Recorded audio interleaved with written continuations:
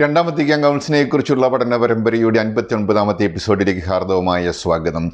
ഈ എപ്പിസോഡിൽ നമ്മൾ ജനതകളുടെ പ്രകാശം അഥവാ തിരുസഭ ലൂമൻ ജൻസിയം എന്ന പ്രമാണരേഖയെക്കുറിച്ചുള്ള ചർച്ചകൾ തുടങ്ങുകയാണ്.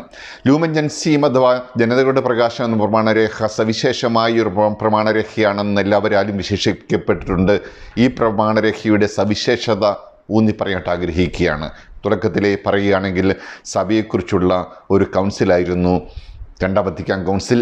അതുകൊണ്ട് സഭയെക്കുറിച്ചുള്ള പ്രമാണരേഖ ആണ് രണ്ടാം വത്തിക്കാൻ കൗൺസിലിൻ്റെ ഏറ്റവും പ്രധാനപ്പെട്ട പ്രമാണരേഖയായി പലപ്പോഴും പലരും ചിത്രീകരിക്കുന്നത്. ഏറ്റവും അധികം പ്രായോഗികമാക്കപ്പെട്ടതും ചർച്ച ചെയ്യപ്പെട്ടതുമായ പ്രമാണരേഖയും ജനതയുടെ പ്രകാശം എന്ന പ്രമാണരേഖയാണ്. 1964 നവംബർ 21 5-നെതിരെ 2151 വോട്ടുകൾക്കാണ് ഈ പ്രമാണരേഖ പാസ്സാക്കപ്പെട്ടത്. 4 സിദ്ധാന്തങ്ങൾ കോൺസ്റ്റിറ്റ്യൂഷൻസ് എന്ന് പറയപ്പെടുന്ന പ്രമാണരേഖകളിൽ ഒന്നാണ് ലൂമൻ ജൻസിയം.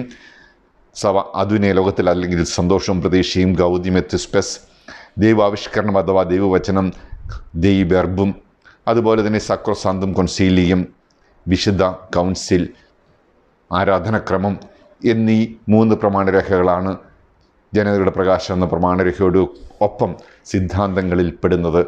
ഈ പ്രമാണരേഖകൾക്ക് ഊന്നൽ കൊടുത്തുകൊണ്ട് സഭയ്ക്ക് പുതിയൊരു ചൈതന്യം നൽകാനായിട്ടും സഭയുടെ എല്ലാ തലത്തിലുള്ളവർ സഭയെക്കുറിച്ച് ചിന്തിക്കാനായിട്ടും സഭയുടെ ദൗത്യവും പ്രാധാന്യവും എടുത്തു പറയാനായിട്ടും സഭ അധികാരികൾ മാത്രമല്ല സഭാംഗങ്ങൾ വരെ പരിശ്രമിച്ചു. ഈ പ്രമാണരേഖയുടെ വിവിധ ആശയങ്ങളിലേക്ക് അടുത്ത എപ്പിസോഡുകളിൽ നമുക്ക് കടന്നു ചെല്ലാം.